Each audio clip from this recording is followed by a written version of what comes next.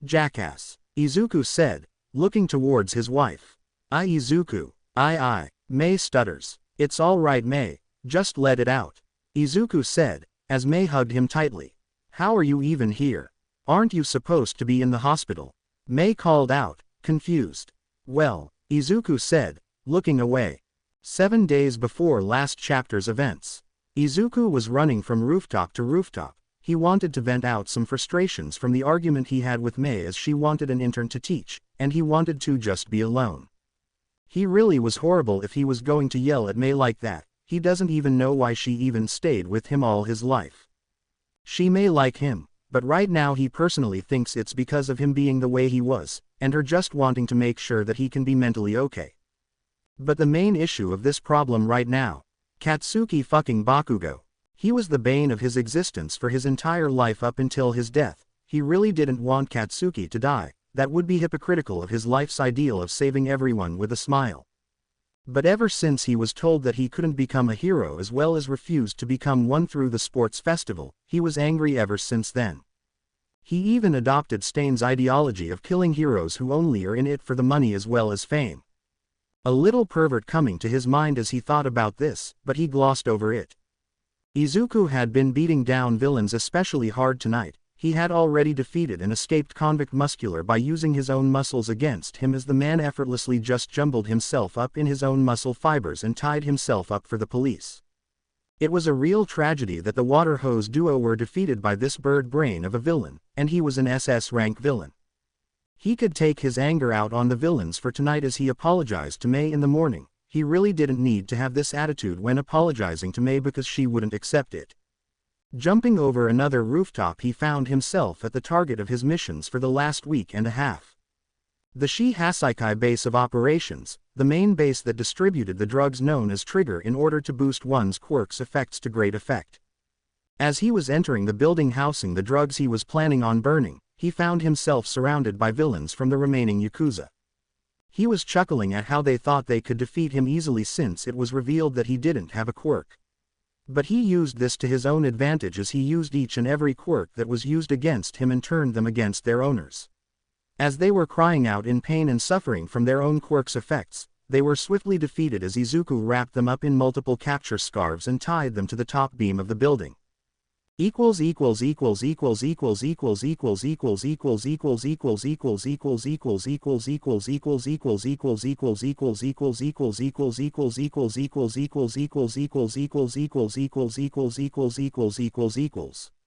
Taking the drugs outside the warehouse, Izuku dumped them in the ocean as he placed gasoline inside the boxes and dropped a flare inside, causing a huge explosion of water as well as gas and carbon into the air. Walking away as everything burned in the ocean, Izuku was about to climb to a rooftop when he heard someone call out his name. To think that Tutankhamun would grace the Yakuza with his mere presence. Or is it Mastermind now? The villain asked, as Izuku cringed at his old vigilante name. It's Mastermind now. What do I owe the favor of speaking to a high-ranking Yakuza member? Izuku asked using his voice changer. It's just been a long time since someone had managed to defeat us. Last time it was Night Eye and his student Lemillion, but this time it's someone who shouldn't even be alive in the time of quirks. So, why are you here? The villain asked, revealing his slender but buff frame. The man had long brown hair that extended to his lower back, and his eyes were the shape of diamonds. The color of which was a complete dark blue. As Izuku stared at the villain, he made a name that he thought was just a myth for the world as it was now. Shigaraki, I thought that you were killed. Izuku said, looking a little angered by this. Don't worry about that. I was killed by you after all. I didn't want people to know that it was me doing this. So I changed up the eyes. It was a real good decision. Shigaraki called out laughing. You were killed by me. When did you take over the Yakuza? Izuku roared as he attacked the older young man. I wasn't killed by you. I was killed by dynamite. Although my death can't be held back for long. After all, I am immortal. Shigaraki laughed as Izuku punched him in the face. As the two began to fight, the area around them began to decay as Shigaraki was using his quirk to try and kill Izuku. I would never have thought that you'd be capable of surviving this amount of pain that I gave you that day. This time I will make sure that you are placed in Tartarus.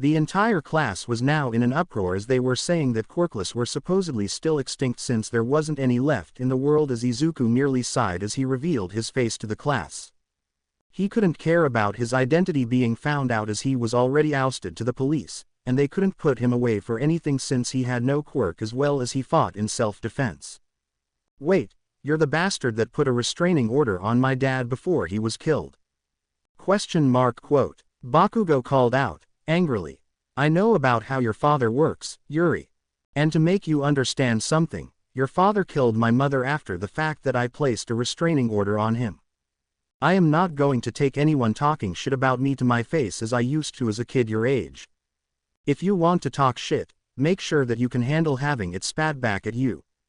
Your father may have been the number 3 hero in Japan, but he was far from being a great hero in anyone's eyes because of the damage he caused from his explosions," Izuku said, as he stared at the class. "And don't take out what Bakugo's father did to my mother on her. The sins of the father should never be placed on the son-daughter. But you should be more careful if your life was basically being worshipped by others," Izuku said, as he stared at her. The young Bakugo didn't say a word after that, as she never really liked what her father did. She just wanted to meet who Midoriya Deku was. And to see that her teacher was Midoriya Deku, as her father called him, she was glad that he wasn't as meek as her father made him out to be. But she was really sad that she would never get to rekindle the relationship her father once had with Izuku. She wanted to get to know her teacher, and she will do so in order to repair their family's broken peace. So she waited until class was over and Izuku called her over since he had some words to speak to her about. Sitting down in front of his desk, she was trying really hard to not be breaking out in tears about her situation with her mother. "So I guess you would like an explanation about why you thought that I was the worst possible person you could ever meet?" Izuku asked, as he sat down next to her. "Yeah, my dad always had bad things to say about you.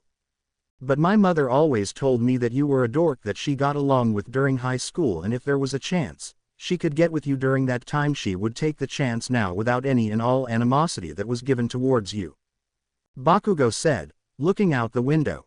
"Well, let's just say that your dad and I weren't always at each other's throats. We used to actually be really close friends, to the point that we thought of each other as brothers," Izuku said, as some tears were showing up in his eyes. This was the first time he ever cried about anything regarding the past, and he was freely letting the Midoriya tears come out. "He was the closest thing I had to a singular friend back when we were kids. I never really was that social as a kid, and it only got worse when I was announced quirkless," Izuku said, breathing heavily. "What happened after that?" Bakugo asked. "Well, he turned on me," Izuku said, looking out the window wistfully. "Why?" Bakugo asked. "I was quirkless, and he thought that I was a mere stepping stone in his path to become the number 1 spot in the world. I don't know where it devolved into him bullying me until I got into high school, but it continued even while I was there. He found me after every single day of school and found a reason to fight and beat me without any reason. He wasn't a good person by far, but with your mother reining him in, he seemed to have softened up recently. But overall, he was still his overly abrasive as well as anger-filled self," Izuku said, as he looked at the little girl with a soft smile as he patted her hair. The girl, when feeling him pat her head with his hand, she only remembered how her father's auntie would do the same for her. "Don't worry about a thing. Katsuki-kun is probably having a bad day," a feminine voice called out softly. A younger Yuri looked at the woman with a look of sadness, as the older woman had green hair with the same eye color. She then looked at another picture inside the home of the woman and asked her another question. "Who's he, auntie? I have never seen him before," Yuri asked the woman. "That's Izuku. He's my only son, and I am proud of what he has become. He fought to become a hero, and even after being banned from doing so, he still became a hero in his very own way," the woman said, as Yuri looked at her. "What does he do that is similar to heroes?" Yuri asked. "He helps the heroes by making their support items, as well as making their hero suits. He even made your mother's suit since she loved the design as well as how baggy it was for her. Not only that, but your mother told your father this. She actually was dating my son," the woman said, as she looked at Yuri. What do you mean by Izuku was dating mommy? Yuri asked. Well, before your daddy came along, Ochako Uraraka, your mother, was dating my son. Izuku Midoriya. It made me so proud to see that he was dating a girl his age, and it seemed like she really liked him as well. But I guess she did what most other people her age did to my son. She broke my son's heart. The woman said. What did mommy do that broke Izuku's heart? Yuri asked. She left my son for your father. She had an affair with Katsuki while she was still dating Izuku. And ever since then she had been having an affair with him since Izuku never satisfied her needs. But before you look too far into that, just ignore that for Auntie, okay? The woman asked, softly. What happened next? Yuri asked. Well, Izuku found out about her and he wasn't happy about it. He immediately left her because she had an affair with your father. But it wasn't until your mother told me what happened that I feel sorrier for her than I did for my son. She was forced to marry your father, dear. He was so angry at the fact that your father could have been Izuku that he stole your mother away from him and defiled her. The woman said, as Yuri looked at her in shock. What did Izu do? Yuri asked, incredulous. He left. He changed classes and entered the support course in order to live with the fact that he could focus his anger and sadness into making projects to decrease the mortality rate of heroes. He became the hero of heroes. The woman said, as Yuri's memory showed the woman in her full glory. It was Inko Midoriya, the mother to Izuku Midoriya. I never thought that Kachan would inseminate someone, much less myself doing the same. Izuku's voice came in for Yuri's mind. I'm so sorry about what my dad did to you, Mr. Midoriya. I never wanted him to do those things to you. Yuri cried out, tears streaming down. Don't worry, little one, I am here, Izuku said, as he continued patting the girl's head as she hugged him close, crying. I never knew that he'd bring you to my mom before she was killed by him. But know this, should you need some help, the Hatsume Midoriya family's doors are always open, Izuku said, as he helped the girl calm down. As Yuri calmed down, Izuku looked at her and asked her one thing that he knew she could do. Yuri, I am going to ask you one thing. And I need you to let me know what you can do. Izuku said, as Yuri nodded her head. What happened to Ochako? Izuku asked, as Yuri looked at him in shock. What do you mean by that? Yuri asked. How is your mother dealing with Katsuki's death? Izuku asked, concerned. She's sad that he's dead. She really loved him in his final years. I don't know what he did to make her fall for him, but she's not doing so well. She retired in order to work here as a UA teacher. Yuri said, as Izuku nodded his head. Do you want to know something else? Izuku asked. Sure. Yuri said, as Izuku pulled out a device. This was made back when I thought Katsuki was a close friend of mine. I was in high school during the time, and I didn't want you to suffer the same way he did in learning how to increase his capabilities with his quirk. So I finished upgrading this device to help you vent out your quirk so you don't hurt others. It also regulates how powerful your explosions are. Izuku said, placing the device on the girl's arm. As it transformed into a gauntlet, she looked at it in fear it might go off, when Izuku placed a finger by his mouth. It slowly moved up her arm as it covered it completely, and it then to her surprise cooled her body down whenever she felt the need to release an explosion. Not only that, but it helped her spread her quirk around her body in order to feel the warmth it always given her. How can I even repay you for this? Yuri asked. Just be a better person than your father was. He was always angry about being third place for the hero charts. Being a hero isn't about popularity. It's about saving others at the cost of yourself. Don't go out there trying to die saving others, that doesn't end well. Izuku said, as he got up walking away. Is there a way where I can have this for my hero costume? Yuri asked. Don't worry about that, it was already designed when I first saw you on the lesson plan. Have a great 3 years. Yuri-chan, Izuku said, walking away. Izuku had been working at UA for a month now as he met some of the other staff of the school. He has met Smentos as well as Eraserhead, Present Mike, Vlad King, and a few others, but the one he didn't like the most was All Might's newest recruit from his agency after his death. Mirio Tagata, otherwise known as Lemillion. Now don't get him wrong, he likes the guy as a person,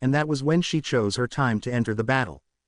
She jumped at him with her knives as he dodged them to the best of his ability as she cackled as she swung her blades. It was here that Uravati made it on the scene as she started to take down the other villains and make sure that they didn't get to the fight between the two hardcore battlers. She was taking down villain after villain as she used her quirk to take away their gravity as well as punch them away from her.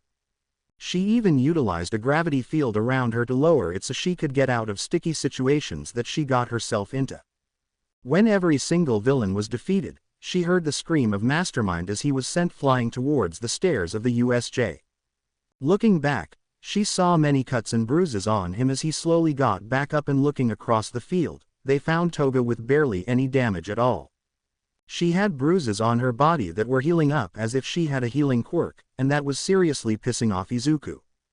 "You have a regenerative quirk as well? Seriously? ? Izuku yelled, as he attacked her again. "You know, for a hero you sure are attacking with everything you got. Are you sure that you're a hero?" Himiko asked, curious. "Who said that I was a hero?" Izuku asked, as he said the word with venom. As Himiko looked at him incredulously, she started to cackle even more as he punched her in the face, sending her back into a wall within the place. "You seriously aren't a hero? Why are you even working at a place where you can get caught, Vigilante?" Himiko asked, curious. "My wife told me to work here, and I am quite fond of having the next generation heroes that have my philosophy. Save everyone that you can that is within your reach. It doesn't matter where they are, so long as they can reach your hand, you can save them. Because heroes always sacrifice their lives in order to defeat villains." Izuku yelled as he launched a multi-combo towards the shapeshifter woman as she tried to dodge every attack but came up short every time. Soon enough, Izuku had enough wounds on his body that he was leaking blood pretty much from every cut on his body. "Ha, ha, ha. That is plus ultra," Izuku panted as he cuffed Himiko and placed her with the others, and just as he sat down, the rest of the UA staff arrived as Uravati sat down next to him. "You know, you make a really good motivational speaker," Uravati said, as she leaned on his shoulder. "Why yeah, sure thing. I guess we make a good team," Izuku said, as he was slowly passing out from blood loss. Mastermind, Uravati yelled as he slumped over on the staircase. "Don't worry about him, he'll be fine. Just need to get him to recovery girl," Nezu said, as he had Smintos pick up the unconscious Izuku and led him away from the area. Uravati was looking at the unconscious form of Izuku when another teacher came over as she looked at Uravati with a mirth in her eyes. "Hello there, Ochako," the woman said, as Ochako looked closely at the girl. "Mei, where have you been? I haven't seen you since high school," Ochako said, hugging the girl. "I know, but I was busy being railed by the guy who was taken to recovery girl," Mei said, as Ochako looked at her confused. "Railed by Mastermind?" she asked, and that is when it hit her.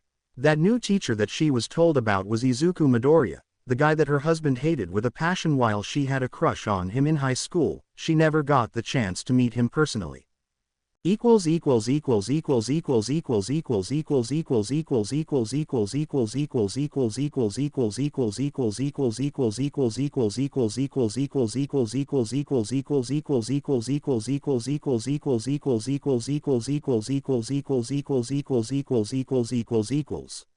A few days after the incident, UA had told the press that their teachers had been capable enough to defeat the villains that entered the school. And after that, Izuku woke up with both Mei and Ochako sitting next to his bed as he groggily stated while under anesthesia. "I swear if I had a child with you, I would pay child support, but please don't make my life a living hell." And like the dam broke down, Ochako and Mei had started laughing whilst also crying about him. "Do you have any idea what you did to me?" Ochako cried out, hugging him. "And no, what the hell did I do, Mei? Did I get her pregnant before?" Izuku asked, concerned. "If you did, I would be forcing you both into a shotgun wedding in order to make sure that the child is safe and sound under our care," Mei said, as Ochako started to blush madly. What are you talking about?" Ochako asked, now embarrassed. "Well, you had a crush on him during our time in high school and now you have your chance to have him be your baby daddy," Mei said, bluntly causing Izuku and Ochako to blush madly as well as do a spit take. What the hell, Mei? I thought you didn't want a polyamorous relationship. ? Izuku yelled, as he slowly tried to sit upright, with Ochako helping him. Yeah, our relationship is boring now with just the two of us and Inko, so you will be giving this girl a baby, or do I need to do a shotgun wedding in order for the wedding to happen? She said sternly, and Izuku was now sweating profusely, as Ochako stared on in disbelief. Was she really being forced to marry her crush from high school? No, that couldn't be right, it has to be his, as long as Uravity is fine with it I don't mind. Izuku said, blowing everything out of proportions. Why you'd be fine with me? Ochako asked, sadly. Sure, not sure if you knew this but, I may have had a bit of a crush on you as well in high school as well. I just never got the chance to take you out on a date since Katsuki managed to steal you away. Izuku said, muttering the Katsuki part. Great, I am glad we came to an agreement, also you have to be prepared for her child moving into our home. Izuku. Mei said, leaving the nurse's office. I'm not sure how to take that. Izuku said, looking at Ochako. I know, but are you sure that you're fine with someone like me? Ochako asked. What do you mean? Izuku asked. Well, I'm a widow, I'm getting old in years and not only that, but I think you look good for your age. Ochako said, as Izuku patted her head softly. Don't worry about your body nor your age, you look as beautiful as you did then, perhaps even more beautiful now than before. Izuku said, smiling. Well, I guess I will meet you later. Ochako asked, curious. Sure thing, I just got to get used to having two women in the house with me while I cook. Izuku said, looking out the window. Sure thing, meet you at your place tonight. Ochako called out, leaving him in silence. Sai, you can come out now. Izuku said, as some of his students opened the door. It was Kirishima's daughter, Ochako's daughter, Todoroki's son, as well as Shoji's son. Teacher, are you all right? They asked. I'm fine, just some cuts and bruises. Nothing like recovery girl's healing could get me back to working shape. I will still be here tomorrow. Don't worry, Izuku said, rubbing the girls and boy heads softly. They all hugged him as he laughed at their love and attention they were giving him. Make sure to do your homework later on today. I want you to write an essay on why you listen to the heroes around you as well as make an analysis of the opponent before you fight them, all right? Also, Yuri stays back here for a minute, Izuku said, staring at the kids. They all nodded as they left except for Yuri. She sat next to him on his bed as he looked at her with a sad smile. Your mother and I are getting together apparently, Izuku said, smirking at her. You are, she called out. Yup, was forced into it by my wife. So you will be my stepdaughter. Not only that, but I will be teaching you what not to do from what your father taught you, okay? Izuku said, as she nodded her head at him. Ditto, now go home with your mom, she will be packing your things when you get back. Izuku said, getting up from the bed. As she left, Izuku looked at the door, as Aizawa looked at him through the window. Giving the other a nod, they walked in different directions as Izuku gives the man some good parting words. You were a great teacher to your class, it was a shame that one of them had villainous habits. Izuku said, as Eraserhead looked at him. What do you mean? He asked, or more like demanded. Katsuki Bakugo, he was the one who made my life a living hell, told me to kill myself just before meeting All Might, and then made my life here a living hell as well outside the school. Just letting you know, if he wasn't tamed by you, he would have been a villain posing as a hero. Izuku said, leaving the man with something to think about. Izuku and Mei were sitting at a table in the teacher's lounge of the school. They had just told Ochako that she could move in with them as well as forced the young woman to get into a marriage contract with Izuku because she had feelings for Izuku back in high school. I know that you wanted her opinion on the matter, Izu, but you really need to have your crush self-satisfied. Mei said, angrily. I know that, Mei, but you really had to force her into it. Izuku asked, concerned. I know that you love me unconditionally, Izu, but you really need to allow yourself to get accepted into your younger self, as he was crushing on Ochako during high school. Mei argued. Mei, I know that you love me, and I love you with all my heart, but forcing that girl to marry me through a contract is too low for me. Even if you do it without my consent, I know that if she wanted to leave, she will.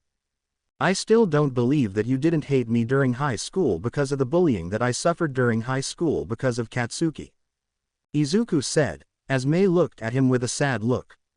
Izu, I know that you hate this. I do as well. Don't you think that this is extremely hard for me to do knowing that you lost the love you had for Ochako during high school? Mei asked, as Izuku looked away. I know that, Mei, I know. I can't just have Ochako forced into this kind of relationship without her consent, and it hurts my heart that she is just accepting this without looking at the form. Izuku said, as he looked at Mei. God, why the hell are you so against this? ? Mei screamed as Izuku screamed back. Because I don't want to lose you. ? Izuku screamed, angrily and filled with sadness. You, what? Mei asked, confused. I lost my first love already. I don't want to lose you too. Izuku said, as he started to cry. Mei then sat next to Izuku as he was now crying harder than he ever had in his life. She was happy to hear that Izuku didn't want to lose her with the relationship with Ochako, and he was expressing it by yelling at her. Hey, don't worry about little old me. You need to put a bun in her oven and stake a claim on her.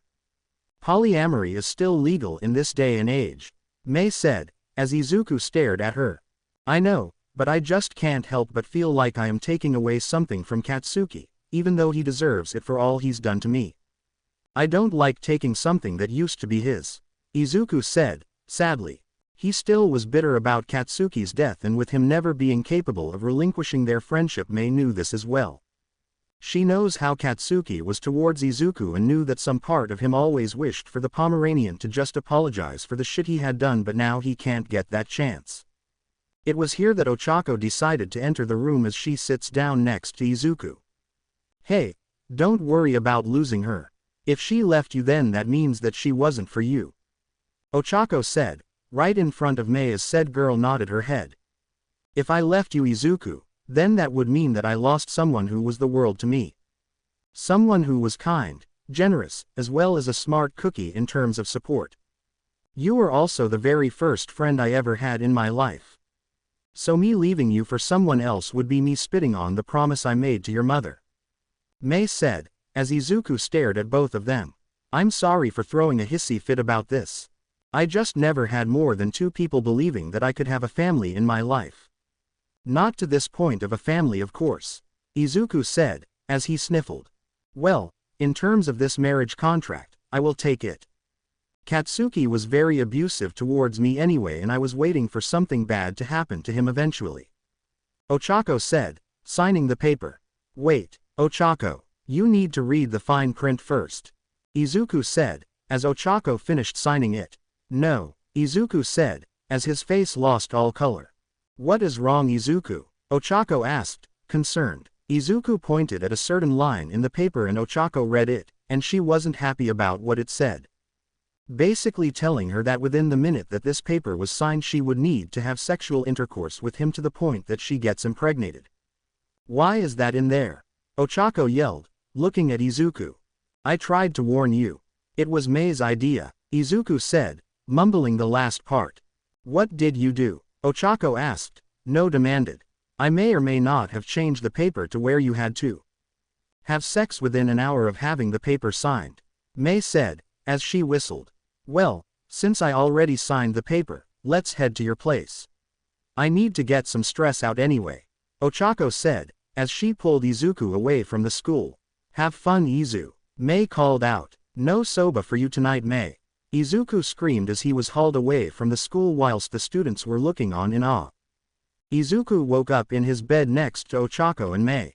Both women were sleeping soundly as Izuku rubbed Ochako awake as she groggily woke up looking at him.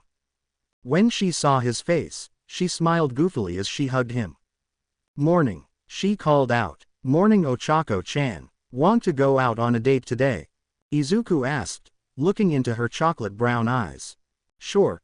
Just let me get some food as well as a shower done, she said, leaving the room as Izuku went to the kitchen. When she arrived in the kitchen, she found him cooking some mochi as well as eggs and bacon for breakfast. How did you know that mochi was my favorite food? She cried out as she started to eat the mochi. I didn't know about mochi being your favorite, but I guess it was just luck on my part. Izuku said, smiling. They started to eat breakfast together when Mei came down from their room and started to eat some breakfast with them as well. So, what is up, Izu? I am going to be heading to class to teach them today. From what I know, you have the day off and you should use that time to get to know Ochako. Mei said, as Izuku stared at her. Mei, I was going to take Ochako on a date today, since today is my day off. And I wanted to get to know Ochako-chan without your presence. See you when you get off work, Izuku said, walking out the door with Ochako.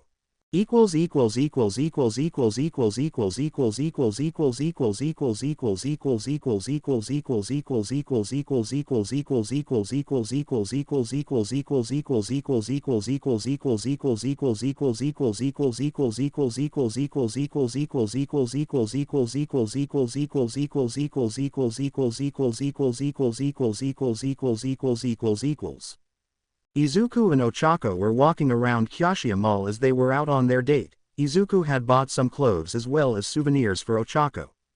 They were out talking about heroes and how to increase their defenses against villains when the place they were eating at was attacked by a villain. A specific one, to be precise. It was an escapee muscular. He had escaped from the police and broken his quirk suppression cuffs as he went out on a rampage against the police as well as local heroes.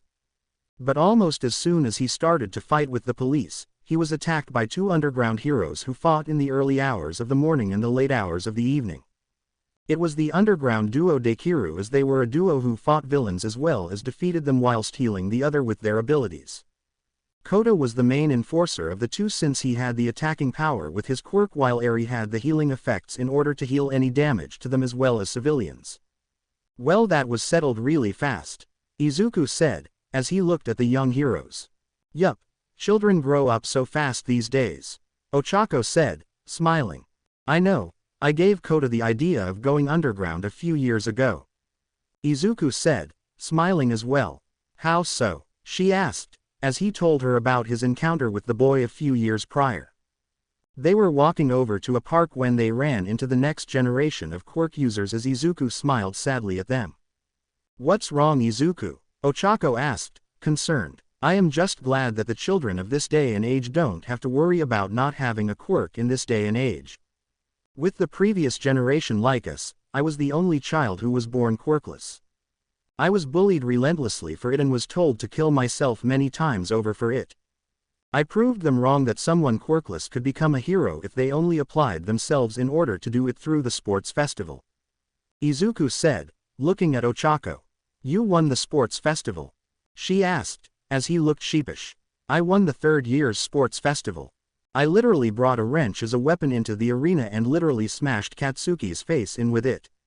Izuku said, chuckling about it. You did that? Ochako asked, incredulous. Yup, and I don't regret it at all. He treated me as shit on the bottom of his shoe, and he was one of the people who told me to kill myself in my middle school years. Izuku said, as Ochako's hurt eyes then began to see reason about his smashing Katsuki's face in. As much as I don't like how you smashed my late husband's face in during the festival with a wrench, I can't believe that he allowed you to get away with it. Ochako said, laughing. Don't worry, he got me back for it after the festival. He claimed that I was cheating with the wrench to my face after the festival was long over when he came over to my house. He beat me half to death there before he even left. Izuku said, sighing. I'm sorry that happened. Had I known I wouldn't have stayed with him. Ochako said, as Izuku waved her off. Don't worry about that, it was in the past. He never really wanted me dead even though he told me to. If he did want me dead, he would have killed me during our childhood when he lost all respect for me. Izuku said, as they walked further around the park as they sat down at the beach and looked at the horizon. The view is great, isn't it? Izuku asked. It is. I can't believe that Katsuki never brought me to a place like this. Ochako said, smiling. The sun was now setting as the duo were walking around at night as they were on their way back to the house where Izuku and Mei lived at. They were around the corner when Izuku was knocked down to the ground from behind as a villain stood over him. Get back, lady. He's quirkless. I need to kill him. The villain called out. What are you talking about? Ochako yelled back as she got ready to fight. The villain said nothing as he pulled out a gun and placed it at the center of Izuku's chest and moved it a bit to the right, aiming for a long and painful death for Izuku as he pulled the trigger. As soon as the sound of the gun went off, Izuku felt the pain of the bullet entering his body and exiting on the other side of his chest as it was crushed by its own force into the ground beneath him. As soon as Ochako was about to fight, the villain was about to run off from what he was about to do when Izuku got back up from the ground as he looked at his wound. Just a flesh wound. Nothing that the healing spray at home won't fix, Izuku said, as he pulled out a small gun of his own as he pulled the trigger back at the villain, knocking him out instantly. Seriously, can't even leave my home for a few hours on a date and get attacked at the end of the day. Man, I really need to talk to a therapist about my abhorred luck. Izuku mumbled as he slowly cuffed the young man as he placed the young man against the curb as Ochako called the police. Once they arrived at the scene, Izuku gave his card as they looked a little angered at his vigilantism against the villain, as Izuku clearly told them that he did it in self-defense since he was attacked. They let him go with a small warning to not do it again as he nods. When they arrive at the home, Izuku and Ochako head off to the bedroom as they were too tired about the day. As Izuku laid down in the bed, Ochako and Mei moved over to both sides of his body in order to gain as much warmth as possible from him as they all fell asleep. Izuku wouldn't get sleep that night since their bodies made him extremely needy in sexual needs. The end. I hope you guys enjoyed this video. Drop yellow hearts in the comments so I can know who watches the video till the end, and make sure to like and subscribe to the channel. Now we will see you in the next video.